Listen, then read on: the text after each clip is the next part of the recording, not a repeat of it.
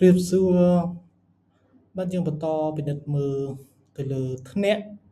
preposition អូខេមួយចំនួនឧទាហរណ៍ថាបើសិនយើងចង់និយាយអំពី l'intérieur គឺសំដៅទៅលើបាទខាងក្នុងផ្នែកខាងក្នុងឬខាងក្នុងអ្វីមួយឧទាហរណ៍ថា dans l'espace នៅក្នុងលំហអីមួយយើងប្រើ dans ឬក៏ à l'intérieur de បើសិនជានិយាយអំពី dans groupe ក្នុងក្រុមណាមួយយើងអាចនិយាយអូខេ préposition parmi សូមពិនិត្យមើលឧទាហរណ៍ il fait chaud dans la cuisine នៅក្នុងផ្ទះបាយគឺក្តៅបាទចំហាយកម្ដៅដែលយើងដុតហ្គាសដុតអស់ធ្យូងអីចឹងមកណាវាក្តៅបាទ le chat s'est caché à l'intérieur du placard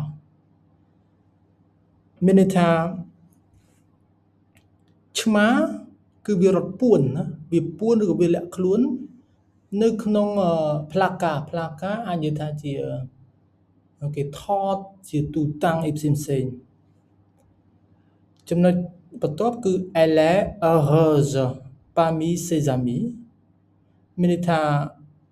នាងឬក៏គាត់រីករាយជាមួយឬក៏នៅក្នុងចំណោមបាទមិត្តភ័ក្តិរបស់នាងបាទបន្តមកទៀតយើងមាន préposition le centre au centre de au milieu de au centre de place se trouve la statue de chevalier Bayard អញ្ចឹងគេនិយាយថា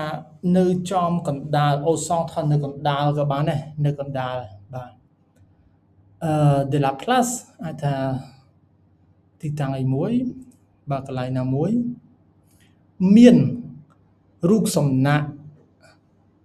du chevalier មានថាអ្នកចម្បាំងលើខ្នងសេះបាទឈ្មោះថា Bayard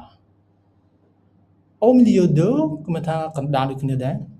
le piano trône au milieu du salon បាទអញ្ចឹងគេថាលើ piano trône គឺវានៅចំកណ្ដាល salon តែម្ដង